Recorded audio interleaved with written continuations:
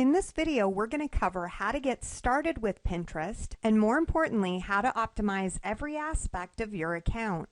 Optimization is a very important part of making the most of the targeted traffic that Pinterest has to offer. All right, so the first piece that we want to customize is our profile. So what you're seeing here is the Pinterest account that we're going to be using throughout this program. I've customized and optimized much of it, but we're still going to go step by step so that you can see how to do the same. At this point, your account may have nothing more than simply your name right here, and that's quite all right because we're going to go ahead and get started right now with making it your own. Now, to customize your profile, what you're going to do is hover over your name, and you'll see a drop-down menu appear. And what we're going to do is we're going to click on the link that says Settings. This will bring us to the Settings menu where we can begin to edit our profile. Now it's going to display the email that you used to sign up for Pinterest with. You can either leave it the same or you can change it. And the next thing that you're going to see is Change Email Settings.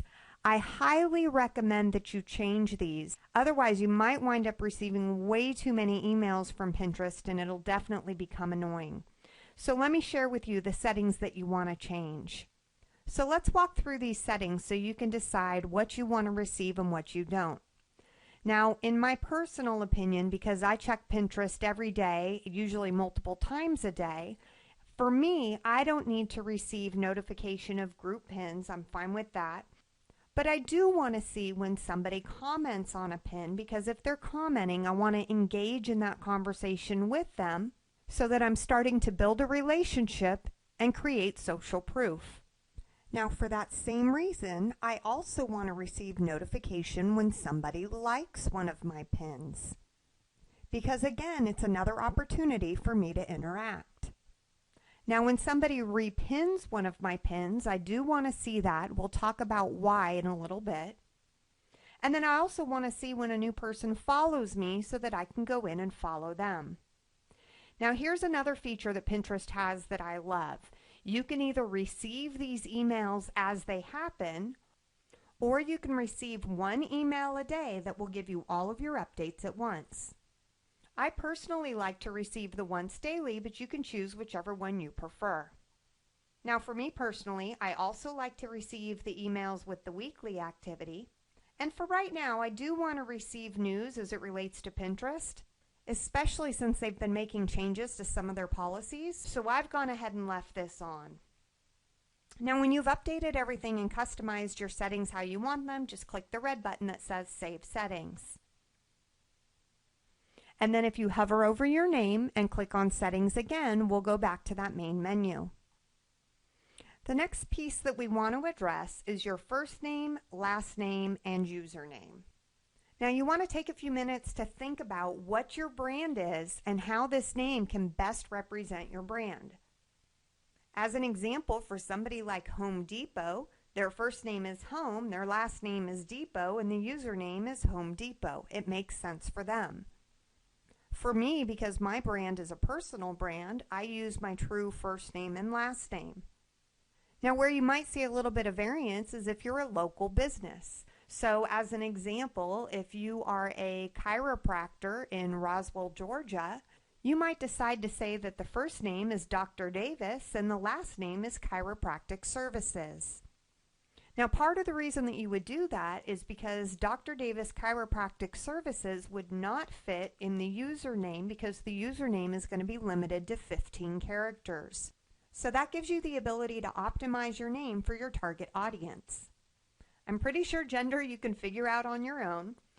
And in the About section, again, you want to think about your branding. This should include a good description of who you are and what you do, as well as any keywords that are relevant to your niche. One other piece on the About section is that if you are a local business, you may want to also include your business telephone number in that section so that it's easy for people to contact you. Now, for the location, you can either put the city that you're in. You can see that I have traveling the globe because I tend not to sit in one place for very long.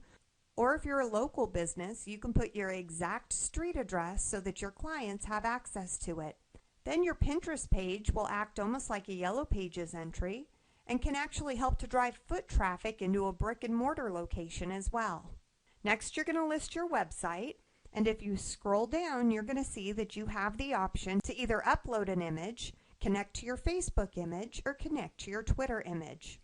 Now, this can either be a personal picture, or if it's for a business, you can also upload your logo. Now, as we scroll down a little bit further, we're going to see that we can link to Facebook, we can add Pinterest to our Facebook timeline, and we can link to Twitter. I have all three of these set to on so that I can maximize the impact of traffic flow through Pinterest and be able to cross-pollinate with my other social media accounts.